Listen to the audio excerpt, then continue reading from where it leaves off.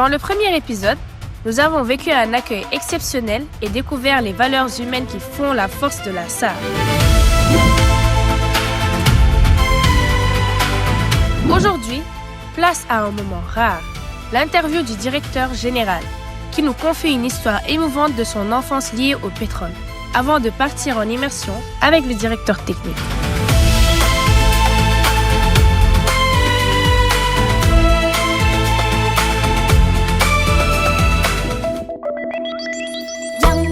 Je m'appelle Khadija, je veux être cosmonaute. Je m'appelle Liero, je veux être entrepreneur du futur. Je suis Awa Mankouba, je veux être créatrice de la mer. Je suis Oumi, je veux être créatrice des plantes. Nouvelle technologie, c'est la magie. Le futur est comme une mangue mûre. La saveur d'un monde meilleur. Filmer des émissions, c'est ma passion. Sama liggéey mooy jëriñ sama dëkk. Sama liggéey mooy jëriñ sama dëkk. Sama liggéey mooy jëriñ sama dëkk. Sama liggéey mooy jëriñ sama dëkk.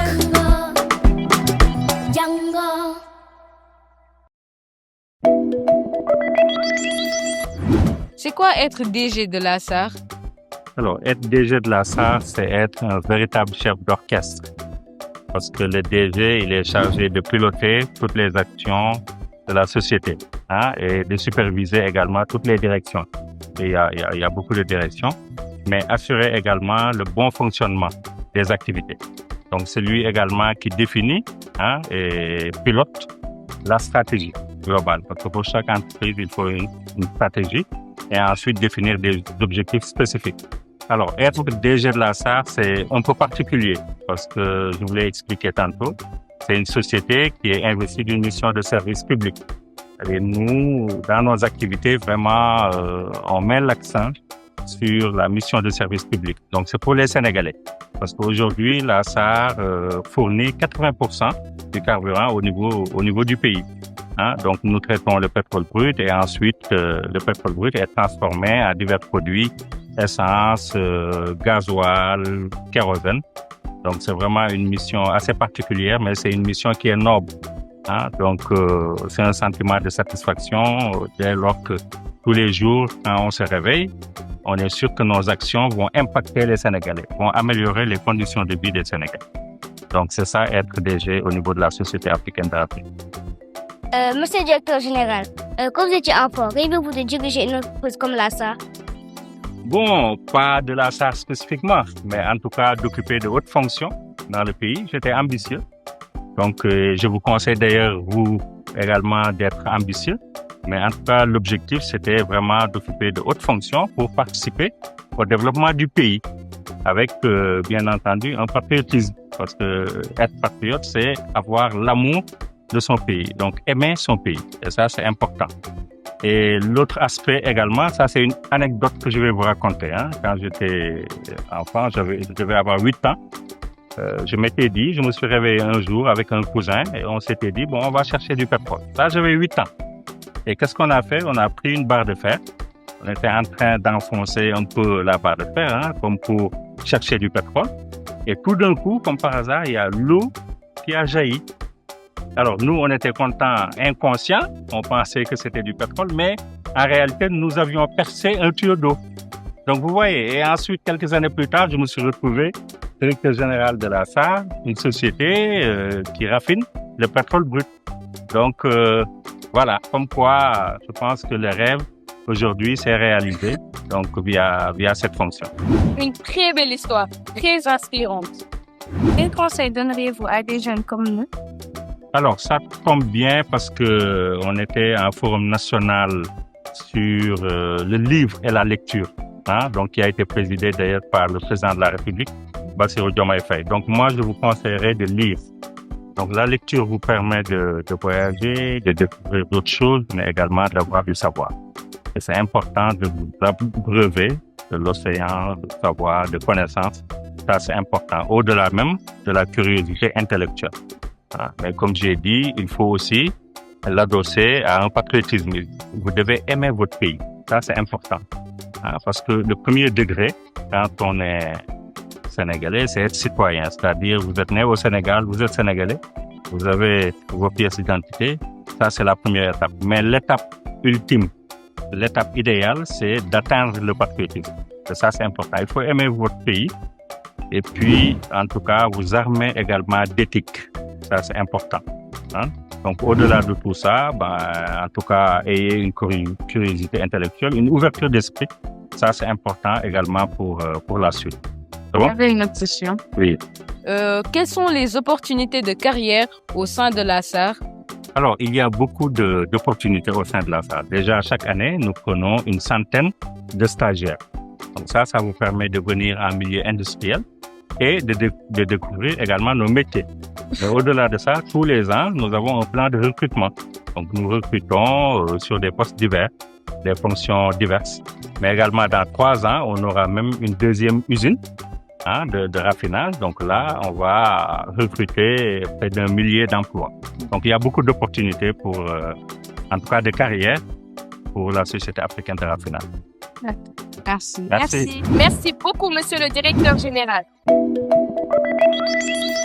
Installez-vous bien. On est au J2 de notre immersion. Ousmane Sembène, le directeur technique, va se charger de nous faire visiter toutes les installations et de nous expliquer comment ça se passe. Au premier jour de l'immersion, Salma était HS. Elle était très grippée et l'équipe a décidé de reporter la suite. Le plus sympa, c'est que la SAR a entièrement pris en charge mes soins à l'infirmerie. Bon, nous voilà aujourd'hui au 2e jour de l'immersion parce que la dernière fois, on a dû arrêter parce que tu étais un peu malade. On est allé à l'infirmerie, on a réglé ça. Aujourd'hui, ça va et nous voilà ici aujourd'hui avec le directeur technique de la SAR, monsieur CMP. Voilà, merci. Encore bienvenue à la SAR. Merci. Donc, c'est avec plaisir que je vais vous guider donc, dans cette immersion pour vous montrer, donc vous faire découvrir les métiers du raffinage du pétrole. Donc, on peut aller donc, sur la rue 5 là, pour voir un peu les installations.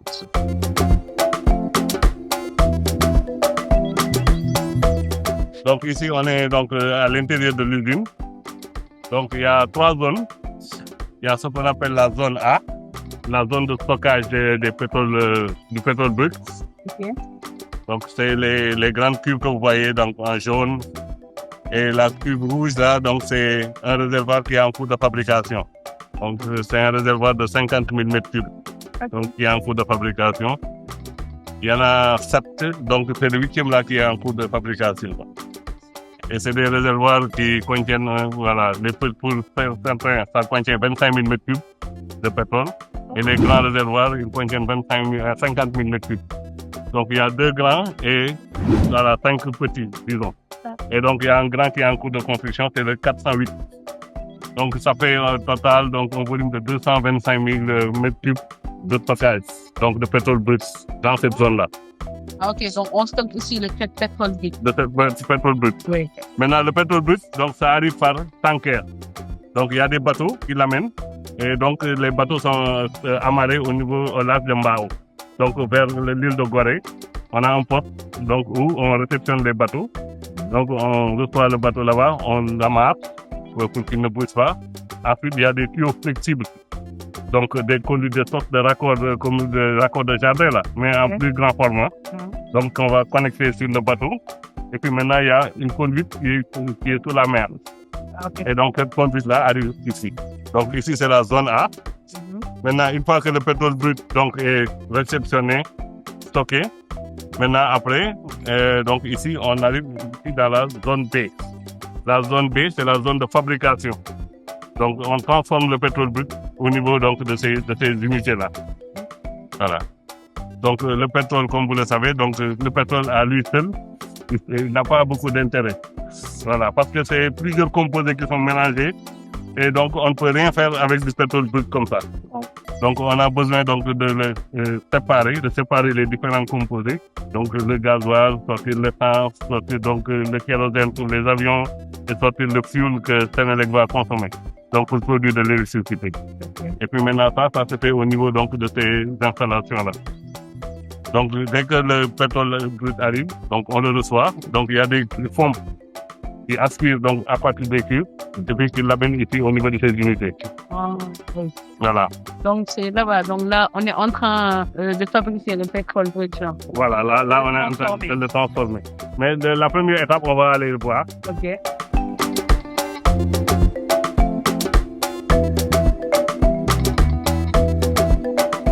Donc, une fois que le pétrole donc, est pompé et amené au niveau des installations, donc la première étape, c'est de faire ce qu'on appelle une opération de dessalage. On enlève le sel qu'il y a dans le pétrole. Parce que comme le pétrole, on le prend donc, dans la mer, donc il y a des sels, tout ça. Et les sels donc, sont nuisibles pour le matériel. Parce que s'il y a du sel dans le pétrole brut, si on ne l'enlève pas, ça va créer donc, des pertements sur les tueries et on serait obligé d'arrêter. Et c'est pour ça, donc la première étape, c'est le grand panneau que vous voyez là où c'est écrit 220. Là-bas, le panneau là. Ah oui, oui. Oui, 220. Oui. Ça, c'est l'équipement qu'on appelle le dessaleur. On met le pétrole là-bas, on met de l'eau, on le mélange avec de l'eau pour enlever les sels. On l'appelle Le dessaleur. Parce que ça permet d'enlever des sels. Ok. Alors, on enlève le sel. Et puis maintenant, le pétrole maintenant qui est nettoyé, on a fait ce pétrole-là qu'on va chauffer. Ouais. Parce que le raffinage, c'est quoi? Parce que comme je vous l'ai dit, le pétrole, c'est un mélange d'hydrocarbures. Et il faut séparer les hydrocarbures. Comment on fait cette séparation? Parce que les différents hydrocarbures, essence, gasoil, kérosène, tout ça, ils n'ont pas les mêmes points d'ébullition. C'est-à-dire quand tu les chauffes, donc il y a un qui se vaporise d'abord, et puis l'autre va se vaporiser ainsi.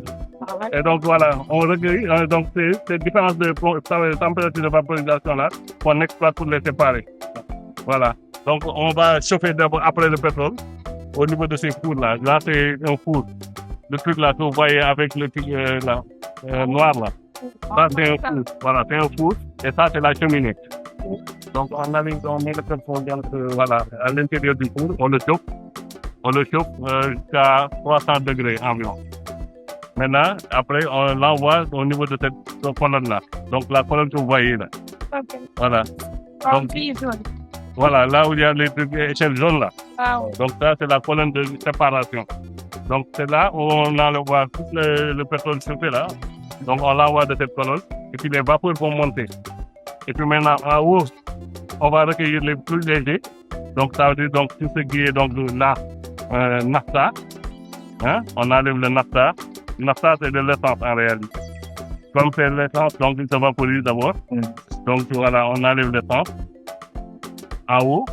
Et puis maintenant, après l'essence, on enlève ce qu'on appelle le kérosène. On sort le kérosène. Le kérosène, c'est ce qui est utilisé pour faire fonctionner les avions. Ah. Voilà.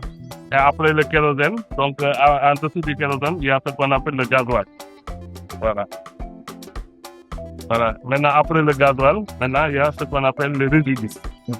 Le résidu. Mais le résidu là, il a contient encore du gasoil. On ne peut pas le laisser comme ça. Donc, on prend le résidu, on doit le chauffer. Parce que même si on le chauffe ici, dans ce cours-là, on utilise le dégradé. Mais, il faut qu'on trouve un moyen, maintenant, de pouvoir le chauffer sans le dégrader. Et pour ça, on a cette unité-là qu'on appelle la distillation sous vide. Donc, ça veut dire que si le pétrole brut, tu le chauffes en réduisant la pression, il faut encore le chauffer. Donc, c'est pour ça qu'on l'amène dans cette unité-là où on va créer un vide pour baisser la pression et puis maintenant de le chauffer davantage. Et puis, on le chauffe davantage, on va encore sortir du gasoil. Voilà. Donc, tout ça, ça permet donc de sortir donc tout ce produit.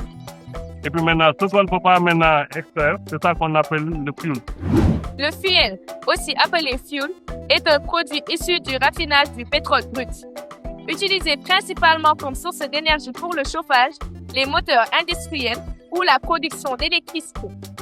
Il est plus lourd que l'essence ou le gasoil et existe en plusieurs types selon sa teneur en soufre et sa viscosité. Et ce fuel-là, c'est ce que Senelec utilise pour fabriquer du courant. Ah. Voilà. Donc, la salle est vraiment, son activité alimente l'activité de Senelec. Parce que c'est la salle qui donne le fuel à Senelec pour produire l'électricité.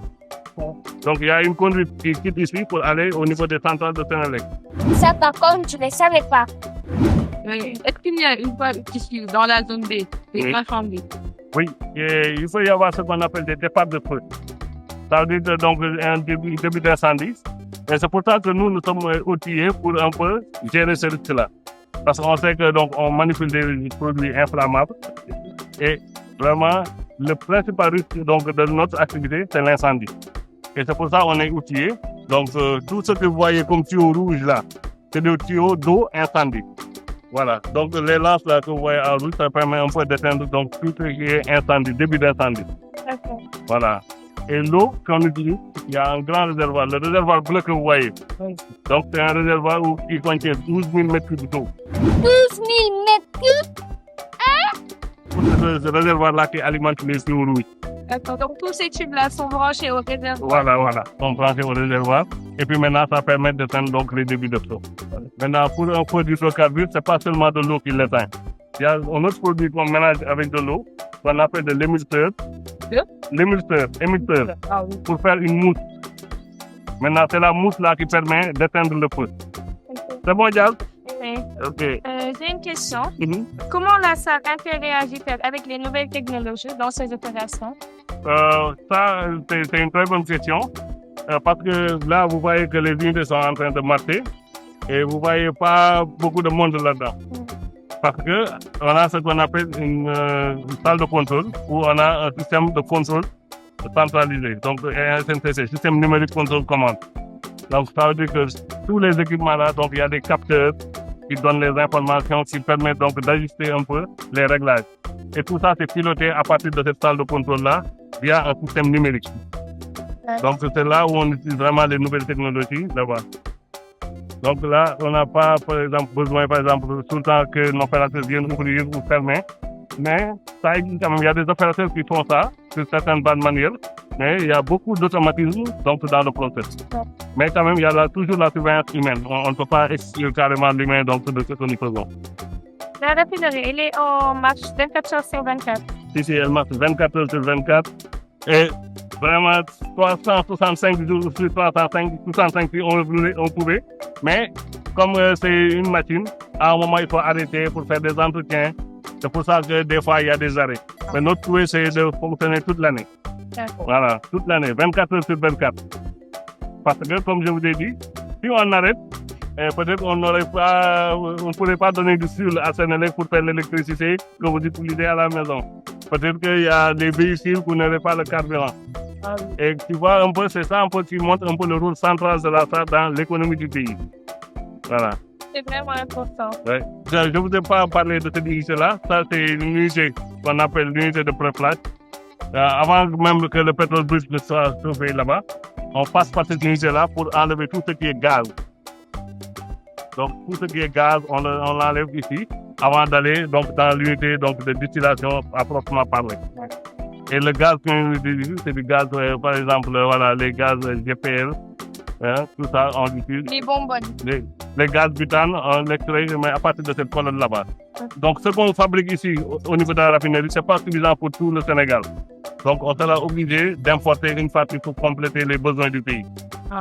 Donc, c'est pour ça qu'on a un autre poste donc, pour recevoir tout ce qui est bateau de gaz. Donc, qui est différent du premier poste que je vous ai parlé pour qui reçoit le pétrole brut. Voilà. Et là, c'est ici, donc, au large de Mbao. Y a-t-il des défis techniques auxquels vous êtes confrontés actuellement? Oui, il y a des défis donc, actuels, mais aussi futurs, dans un futur très proche. C'est par exemple l'amélioration donc, un peu des produits que nous fabriquons ici. Parce qu'au niveau africain, au niveau même mondial, il y a donc des nouvelles normes sur l'environnement et qui demandent à ce qu'il y ait moins de soufre dans les essences et dans le gasoil. Et donc, pour enlever donc, ces quantités de soufre-là, il faut de nouvelles technologies. Donc, que nous n'avons pas encore ici. Et donc, je sais que vous avez entendu parler du projet SAR 2.0. Oui. Voilà. Donc, c'est un peu ce projet-là qui va permettre de répondre donc, aux défis à venir. Donc, voilà, sur la qualité des produits. Mais surtout, le défi le plus important, c'est le traitement du brut sénégalais, le brut Sangomar, que vous avez entendu. Vous savez qu'on a du pétrole brut donc, là-bas au large de Sangomar. Mais ce pétrole brut, donc, pour pouvoir le traiter, et convenablement et vraiment tirer le maximum de profit. C'est vraiment SAR 2.0 qui va permettre un peu de répondre à ce besoin-là, plus que la SAR dans sa situation actuelle. Est-ce que c'est une fois passé le cas de fuite? Oui, il y a des cas de fuite, hein, parce que dans une raffinerie comme ça, les fuites peuvent arriver. Donc, mais on essaie de les minimiser, ces cas de fuite-là. C'est pour ça que tous les équipements sont surveillés. Et on a un corps, donc un service, donc essentiellement dédié à la surveillance de ces installations-là. On appelle le service inspection. C'est eux qui regardent toutes les tuyauteries, qui regardent toutes les capacités. Est-ce que les conditions de sécurité, est-ce que tout ce qu'il faut pour qu'il n'y ait pas de fuite, donc là, est mis en place. Et donc, ils donnent des recommandations. Mais malgré tout ça, comme on est aussi donc, dans une installation, il peut y avoir donc des fois des incidents, des fuites comme ça. Et puis maintenant, s'il y a des fuites, on réagit aussitôt. J'ai parlé donc de la zone A, on reçoit le pétrole brut. Ici, on transforme le pétrole brut, on sort donc les produits que vous connaissez, essence, gasoil, kérosène et le fuel pour Senelec. Et puis maintenant, les produits finis maintenant, on les stocke dans cette zone-là qu'on appelle la zone C. Donc il y a 3 zones. Zone A, produits bruts. Zone B, transformation. Et zone C, stockage de produits finis. Maintenant, entre donc, la zone C et les dépôts qui se trouvent à Yara et puis au port, donc il y a ce qu'on appelle des conduites qui passent, qu'on appelle des pipelines. Les pipelines. Un pipeline, c'est un très long tuyau qui sert à transporter du pétrole ou du gaz d'un endroit à un autre. Par exemple, à la SAR, le pétrole brut arrive par bateau, puis passe dans les sea lines ou pipelines marins pour aller jusqu'à la raffinerie. C'est comme une autoroute pour le pétrole, mais qui est sous terre ou sous la mer.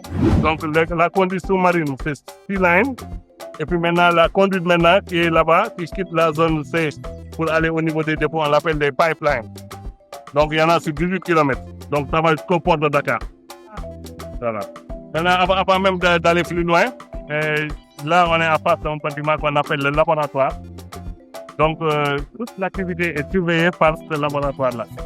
Parce que les produits pétroliers qui sont mis sur le marché doivent répondre à des spécifications qui sont fixées par décret au niveau du Sénégal. Et puis maintenant, avant de vendre ou bien d'amener un produit dans un dépôt pour le vendre au niveau donc, des pays, tout ça, il faut qu'on regarde est-ce que les caractéristiques du produit répondent à la spécification. Et c'est le laboratoire là qui contrôle ces spécifications-là, ces caractéristiques-là, et puis donne un certificat de qualité. Et c'est ça qui donne le critique maintenant pour sortir le produit et l'amener chez les clients. Il y a une autre unité qu'on appelle le reforming, l'unité de reformage catalytique, parce que l'essence que nous vendons doit, comme je l'ai dit, répondre à une spécification.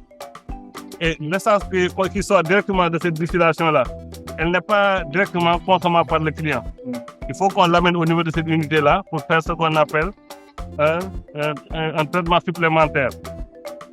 Parce que l'essence qui sort ici, si tu le mets dans un véhicule, tu peux détériorer le moteur du véhicule.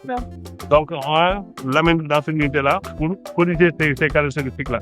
Pour le nettoyer, quoi. Non, ça veut dire qu'on fait ce qu'on appelle une transformation donc, du produit.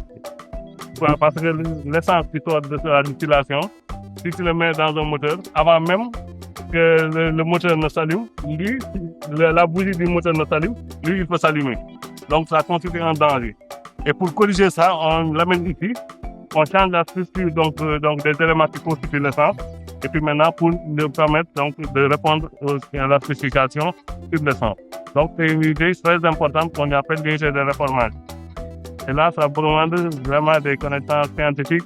Et ça, je vous invite voilà, à vous préparer sur les sciences pour pouvoir venir piloter ces genres d'installations-là. Réveillez-vous et venez découvrir le magnifique boulot que fait la SAR. C'est impressionnant. Lui, après, il va changer de série. Il va faire la série S5. Quelles sont les stratégies mises en œuvre pour la maintenance des équipements? Oui, pour la maintenance, donc il y a la maintenance préventive. Donc ça veut dire donc les équipements que nous avons installés, ils ont ce qu'on appelle des gammes de maintenance, des plans de maintenance que le fabricant recommande pour dire que, par exemple, ma pompe ou bien mon compresseur, ça il faut l'entretenir. Si ça fonctionne tant d'heures, il faut faire tel entretien. Voilà, donc ça c'est la maintenance préventive. Et puis maintenant, il y a ce qu'on appelle aussi la maintenance conditionnelle. Des fois, on fait des essais, des tests, des inspections, et puis des analyses vibratoires pour un peu prédire un peu, voilà, s'il y aura une panne ou pas. Et ça permet un peu d'anticiper. Donc, c'est un peu ça la politique de maintenance. Maintenant, il y a le curatif. Le curatif, ça veut dire que donc il y a une panne, donc il faut réparer. Donc, ça, c'est la maintenance curative. La maintenance curative, voilà. Donc, il y a une panne, on répare. Maintenant, tout le reste, c'est du préventif ou bien du conditionnel. Et puis maintenant, il y a ce qu'on appelle un aspect très important aussi, il y a l'aspect réglementaire aussi. Donc là, la SAR, c'est une installation classée. Donc, il y a un risque technologique ici. Donc, la réglementation nous impose donc un arrêt. Par exemple, maintenant, c'est tous les 6 ans, on doit arrêter toute l'usine. On fait des vérifications, donc pour voir il n'y a pas de début de dégradation. Voilà. Et puis maintenant, c'est la période où on fait les maintenances. Donc, parfois même, on change d'équipement pendant ces arrêts-là. Donc, tout ce qui est pompe, tout ce qui est capacité, même électricité, on vérifie tout. Maintenant, pendant 45 jours ou même 60. Et puis maintenant, en fonction du volume de travail, puis maintenant, on remet les équipements en marche après. Donc, l'autorisation de l'inspecteur envoyée par le ministère de l'Environnement. Il dit que vraiment tout s'est fait dans les règles. On a les équipements, donc voilà, il n'y a pas de danger qui a été identifié. Donc, l'équipement peut être remis en service. Et donc, si on a ce cutis de remise en service, on redémarre les installations pour un autre cycle de 6 ans encore. Donc, je comprends bien. Les machines qui sont en train de la SAR, il est obligatoire qu'on les vérifie. Oui, en fait, surtout ce qu'on appelle l'arrêt concerne surtout les équipements sous pression. La réglementation porte sur les équipements sous pression. Les équipements qui fonctionnent avec une pression supérieure à 0,5 bar. 0,5 bar, c'est l'unité de pression. C'est comme j'ai dit, 0,5 litres, c'est l'unité de volume. Mètre, c'est l'unité donc de longueur. Bar, c'est l'unité de pression. Donc, si l'équipement donc fonctionne à plus de 0,5 bar, donc c'est un équipement qui est réglementé. Donc, on doit faire donc cette visite réglementaire là dont je parle. Et là, ici, on a des équipements qui fonctionnent jusqu'à 25 bars. Hein? Ah oui. Oui. Hein? Oui. Donc, voilà, tu vois que et il y a des équipements aussi parfois qui sont jusqu'à 500 degrés de température. Ouais. Donc, l'unité de réformage dont je vous ai parlé tout à l'heure, les réacteurs qui sont là-bas fonctionnent avec une pression de 25 bars et une température qui peut aller jusqu'à 510 degrés même parfois. Et donc, c'est un peu tout ça qui explique que il faut une surveillance particulière. Voilà. Donc là, c'est la zone des pomperies. Donc là, les pompes sont là, qui permettent un peu de prendre le produit de la SAR et de l'amener au niveau des dépôts. Excusez-moi, pourquoi il y a le feu là-bas? Ah, ok. Ça, on appelle, c'est la torche. Donc, les gaz, voilà, qu'on n'arrive pas à condenser, au niveau du process. Donc, pour éviter qu'il y ait, par exemple, des fuites de gaz là, tout ça dont tu parlais. On amène tous ces gaz-là, on les amène vers cette torche-là pour les brûler. Donc, voilà, pour que ça soit la flamme, pour qu'il n'y ait pas de gaz qui s'échappe, tout ça. On les brûle pour des raisons de sécurité. Et voilà. Donc, parce que quand vous voyez, chaque fois que vous voyez que cette flamme est allumée, ça veut dire que l'usine est en marche. Et les gaz qu'on n'arrive pas à condenser, tout ça, voilà, on les brûle ici au niveau de cette torche-là. Ça fait partie intégrante du fonctionnement de l'usine. Voilà, je vais vous inviter maintenant à prendre le cadre. Donc, on va faire à bord du véhicule, un peu le tour de l'usine avant d'aller en salle de contrôle. Dans cet épisode, nous avons vécu une immersion fascinante aux côtés du directeur technique. Et ce n'est qu'un début. Au prochain épisode, l'aventure se poursuit avec M. Sembène. Visite des installations à bord d'un bus, passage en salle de contrôle pour comprendre comment tout fonctionne. Mais l'expérience ne s'arrête pas là, car Madame Tal nous accordera ensuite une interview exclusive pour partager son quotidien de responsable SSE entre rigueur et bienveillance. Installez-vous. L'aventure ne fait que commencer. Le Sénégal va se développer avec les Sénégalais et les Sénégalaises. Et là, on compte sur vous. Aimez votre pays, travaillez sans relâche et ne vous laissez pas tenter par la facilité. Un moment unique à ne pas manquer. Alassa. Pardon, Bilal Nahdo. Bilal, je vous dis. À Lhasa, tout commence par le pétrole brut. Ce liquide noir épais arrive par bateau, venant directement du port, puis est stocké dans d'immenses cuves. En chauffant, le pétrole se sépare en plusieurs parties.